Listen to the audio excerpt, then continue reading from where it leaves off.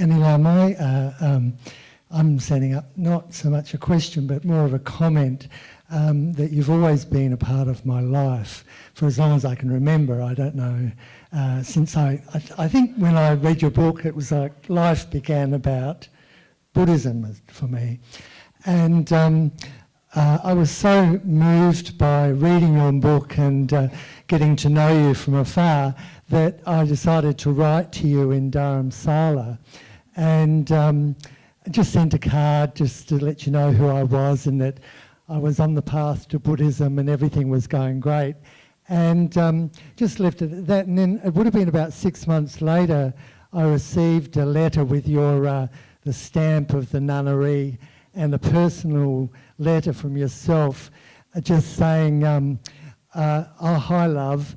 You know, if you're ever in Dharamsala, please come over for a chat and a cup of tea. You'd be more than welcome.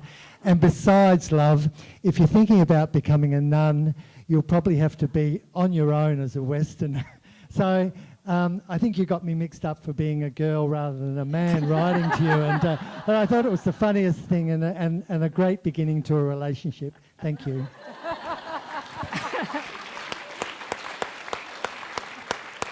Well, you know, actually, I have received a number of letters from men asking if they could join the nunnery.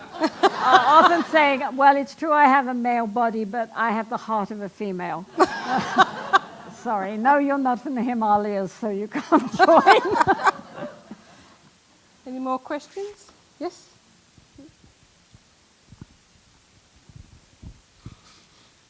Last year in Australia, we all filled out a national census form, and the results of that census have just come in. One of the questions we filled out was on religion, and the results are that basically we are becoming less religious.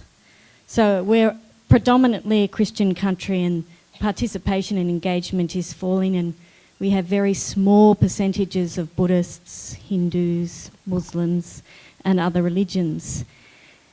The percentage of people who are ticking no religion has now risen to 30%.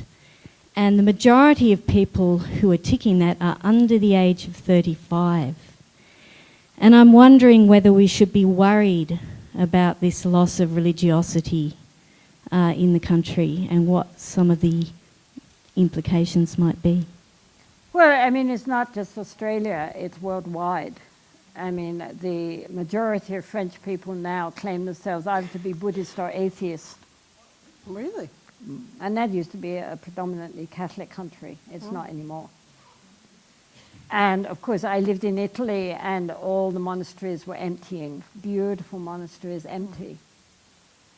And so, yes, I mean, this is a crisis, but maybe it, you know, to put a little optimistic spin on it, because we don't want to end this on a pessimistic note, it may just be that the outer crust of dogmatic traditional religions can no longer fulfill people's needs and expectations, and they are looking for other routes. For example, you know, the rise in interest in mindfulness, in yoga. Everybody does yoga, everybody's doing Tai Chi, everybody's doing this type of thing. This is another approach to coming back to their basic spiritual being. It's no longer called, you know, being a Christian or being a Buddhist or Hindu or whatever, but it is nonetheless, people are searching. Even young people.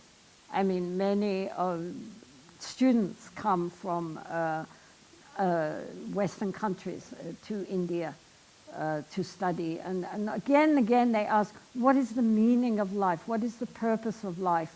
Or, I mean, these are teenagers, you know, Americans and Europeans. Or, what can I do with my life to be of benefit for the world? You know, which is a beautiful thing. That they should be thinking like that when they're only 17. And so I don't think we should totally despair. I think that, yes, you know, traditional religions are at this point not able to fulfill people's needs. But it doesn't mean that people have given up on looking for alternatives, paths back to authentic being. I think that many people are looking, and they might not call themselves tick any particular box, but there is still an underlying interest. And I hope among the young people too, more and more as they begin to see the futility of the way they so often lead their lives, that they will be able to summon up enough courage to look in a more useful direction for their lives. I don't think we're at the end. I think we're maybe something, the darkness before hopefully another dawn, because otherwise we're finished. Well, it's also like its own mythology, isn't it? Birth, death, resurrection. That I always feel like religions are like their own mythology. They're going through a death of, as you were saying, the rusted on dogma. And also I think abuse. The abuse scandals that have rocked a lot of the churches have quite rightly caused people to question really what they're fundamentally about. Well, the good news is that the next Buddha, Maitreya, is due in 2,500 years. And before that, the Dharma will exist. The Buddha can only come back when the Dharma of Shakyamuni Buddha, the present Buddha, has completely disappeared. So obviously it's not going to disappear for another 2,500 years, so don't worry. Do you have any inside running on who the next Dalai Lama is going to be? Well, as long as this is not chosen by the Chinese. Thank you very much.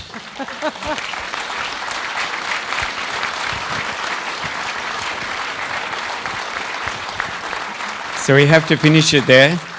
If you want any more, then there is the half-day workshop tomorrow here. Tickets still on sale if you go to Bodhi Events website. And Jetsunma, just as a thank you, this is to test your non-attachment. And also you said that you have never been influenced by any female author. Oh, I'm sorry. There you go. Well, I've been waiting. So now I will get it. Magda, that's for you. Thank you. If anyone wants any information about the Alliance of Non-Himalayan Nuns, very interesting one. you can go to tenzinpalmo.com website, or Venerable Aileen here, if you could put your hand up if you'd like to know how you could support them in any way, mostly financial, cash is king. Come and have a talk to Aileen. But please come along tomorrow. It's 1 till 5:30 here in the theatre. If you could give both our ladies a wonderful round of applause. Thank you very much. Thank you, Magda. Thank you, Thank you so much.